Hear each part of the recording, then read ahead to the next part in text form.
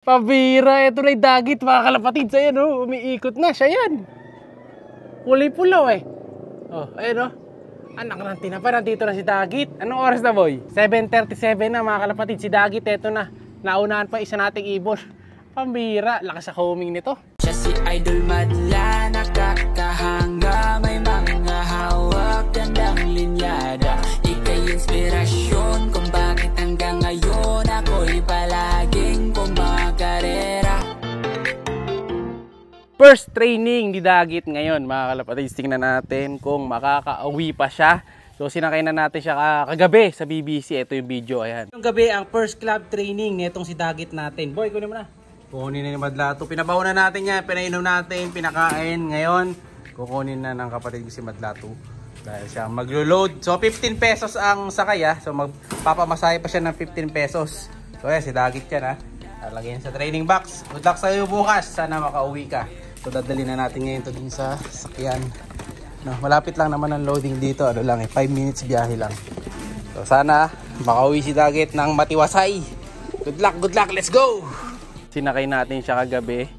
Ayan, nilagay natin sa crates tapos diretso track na siya. Tapos ito yung release naman yan. Ayan yung video. Ayan. Wala pang forecast ngayon dahil wala pa ang pooling. So ang tansya ko lang 7:15 darating kasi napakawalan sila quarter eh. So nasa 40 kilometers lang naman yun. So tingnan natin kung sino mauna sa mga warriors natin ngayon ha. So iniabangan natin is 5 birds kasama si Dagit. So ang pamasahe ni Dagit kagabi 15 pesos. So 15 pesos lang nakarating na siya ng Tarlac. Sabihin nyo 15 lang. Tapos napakarami niyang ibon nakasabay. Kaya malalaman natin yung kanyang husay ngayon kung talaga mahusay siya. No? Kung hindi sayang yung tattoo niya sa bagwis pag nakauwi siya. Tingnan natin dito. Dito manggagaling yung possible sa side na to. Ayan, gawin na yan. Sa area na natin na to siya aabangan eh. Dahil dito yung gawin ng Tarlac. So, abang-abang na tayo. So, si Kobe nandun din. Pag may nakita kayo biglang sumulpot dyan, hindi ko na ako ng lumanding. Automatic si Kobe na yun. Saka yung ano, yung isang speedbird pala. Kasama yung isang speedbird natin na checkered. Sana maganda rin ang maging uwi ng checkered natin. Ayun, may isda na yata. Ginawa na lang yata fish pan to boy, no? Ayun, no? Parang may mga isda-isda na dun sa resort, no? May mga lumalangoy. Oh, ayun, gumagalaw. O janitor fish. Alam mo, janitor. Sa atin, naubos na eh. So, dito manggagaya. Kita nyo hangin, tulak. So, sabihin, mabilis yung mga ibon natin. Ready na natin yung setup natin dito. Saka, sino kaya maauna sa tingin nyo? Si Dagit, si Kobe, o yung isa pa nating speedbird. Pero sa tingin ko, unahan pa rin sila ni Kobe. Kasi si Kobe sanay ng ano eh, bumitiw eh. Pero malalaman natin. Tingnan natin. Dito na tayo sa taas kasi wala naman tayong ikaklak today. Eto na mga kalapatid. Si Kobe, uy, lumuron na. Saka si 04. Ayun na si Kobe, uy, landing. Kuhang-kuha. Si Kobe, saka si 04. Sabay pa, no? Bigla na lang sumulpot si 04. Ay si Kobe mga kalapatid, pumasok na. Nasa loob na. Ngayon ito si 04. At least hindi tayo pinayaan ng warriors natin. Hindi nauna yung Dagit. Nasa taas na ba? Ayun na yata. Ayun, nasa taas na. Nasa taas. So yung isa nating ibon, wala na, pumasok na. Di ba? Yan ang kagandahan kay Kobe. Dahil sa intense na training niya sa baba. Kita niyo, wala na. Wala nagtutulak. Pasok agad. Ito isa natin, si 04. Ito babae ito eh. Lalaki ba to? Ay lalaki pala to. Pares pala sila lalaki ni 03. Ala ko babae. Magkapatid yun. Same cock. Mag-nestmate. Pero yung Dagit wala pa. Yung isang speedbird natin wala pa rin. Kinakabahan ako dun. Saka dun sa isang young bird. Ayun, may mga dumadaan na oh. Ayun mga kalapatid. Galing ano na yan. Sa same club. Tapos pa Manila. Dahil sabay yung Manila sa atin eh. O kaya nasa ano daw yun eh, 6,000 birds mahigit. Baka nga daw 10,000 birds pa sa sobrang dami. Pang Belgium style. Sakto yung pinagsakiyan natin sa mga warriors natin, masusubukan sila. Pati si Dagit. Ito, tagal umiikot, malakas pa eh, lapit pa kasi. Ronda pa lang nila yan. Ayan mga kalapatid, si 04. Tagal lumoronda nito. Landing na. Moronda pa din. Ito yung mga ganitong mga kalapating hindi natin pwedeng pooling kahit na maaga dumadating. dahil hindi rin papasok. Ayun o, diba?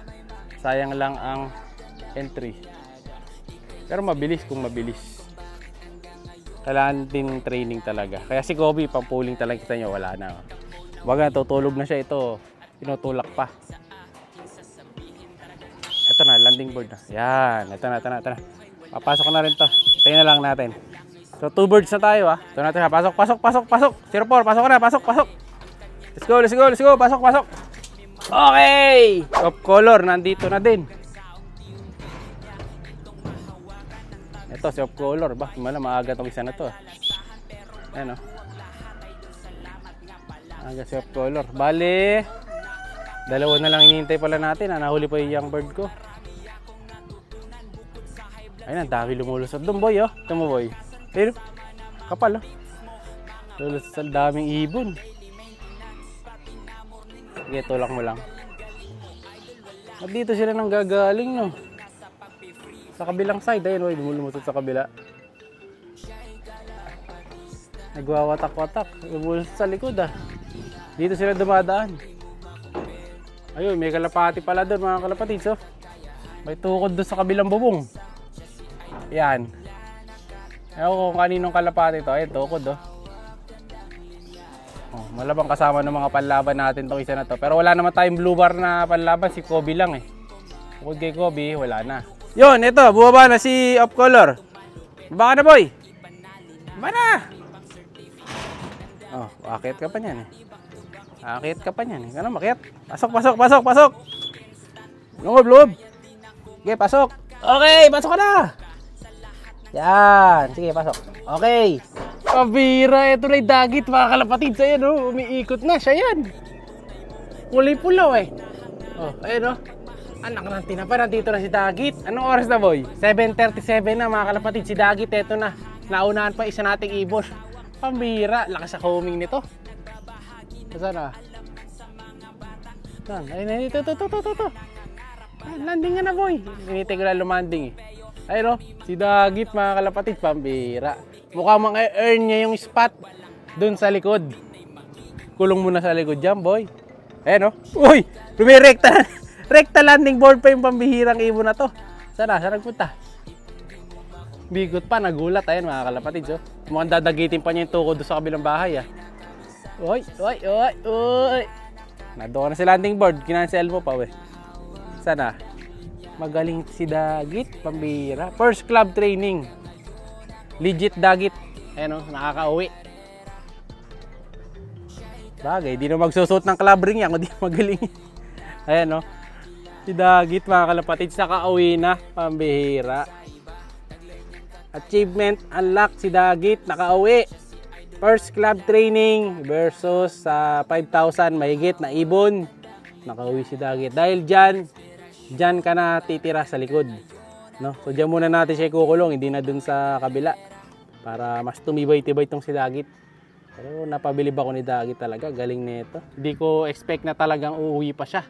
Akala ko dahil sinakay na natin siya sa club, maraming makakasabay dun na ibon, eh makakauwi na siya sa tunay niyang loop, tunay niyang amo, no? So di natin alam kasi kung kanino talaga yung kalapati na to, kasi naka-club ring niya. Tapos tagal ko na pinost to, unang huli pa lang natin sa kanya, hanggang sa ilang balik na natin, walang nag-chat-chat o nag-claim na kanya tong ibon. Baka yung may-ari sa kanya, eh hindi talaga mahilig sa social media, ganun. Kaya hindi rin niya napabalitaan. Pero ganun pa man, mahusay pa rin si dagit, nakakauwi pa rin. So hanggang ng uwi to, sasakay naman natin. Pero pagka-entryhan na sa derby, hindi na, no? Kasi hindi naman sa atin yung ibon, mga kalapatids. Baka makakita nung may-ari, eh, magalit sa atin. So yung nakaraan, ang daming ko-comment sa kumuha ng ibon. Eh wala tayong magagawa kasi kanila yun, kaya sinudunan nila, binigay naman kagad natin. No? Dahil di rin naman talaga sa atin yun. Sabi nila sa kanila yun, so yun, binigay na natin. So ito, gutom na yata si dagit, bumaba dito sa baba. Oh. Bumaba na doon, mamaya huliin na natin. Lumipat ng pwesto, eh. Huliin na lang natin mamaya para doon na siya makulong.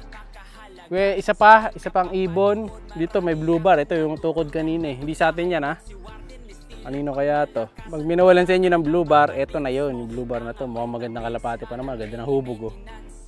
So isa pa hinihintay natin, eh. Pag nakompleto na, Pwede na tayong bumachi. Inom lang sana ako ng tubig na makita ko dito si Dagit. Ayan oh, muuwi na dito sa baba. Dahil yung kulungan niya nandito. Kaya dapat lipat na natin to sa kabilang loop eh. Ano boy, gutom ka na? Mukhang gusto na nito, electrolytes. Pero mauoy, sumabit ka pa. Tinapa ka. Punta ka na sa likod. Para makapagpahinga ka na. Ayun siya oh. Naglalaboy lang dito. Pero matalinong ibon to. Much later. Eto na si Dagit mga kalapatids. Nakakulong na natin. Pumasok lang ng kusa yan dito kanina. Tinaas ko lang to.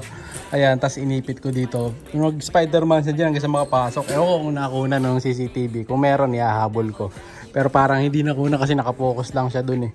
So di nakakunan, sayang. Susunod, di-video natin kung paano siya pumasok dyan sa kulungan. At yun nga, yung isa nating ibon, wala pa. Medyo minalas-malas pa wah. Makauwi si Dagit pero yung isa nating ibon kulang. Ayan no, ito yung mga ibon natin doon. May mga nakabilad yan, 3. Tapos may isa na pumasok na yata. Pero kulang, wala pa isa nating checkered.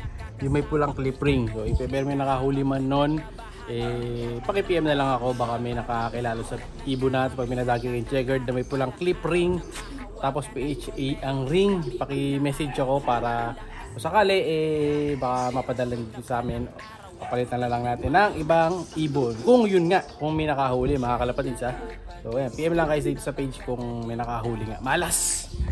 Si Dagit nandito, isa atin, wala! Siya'y kalapatistang napakagaling na kinakilala.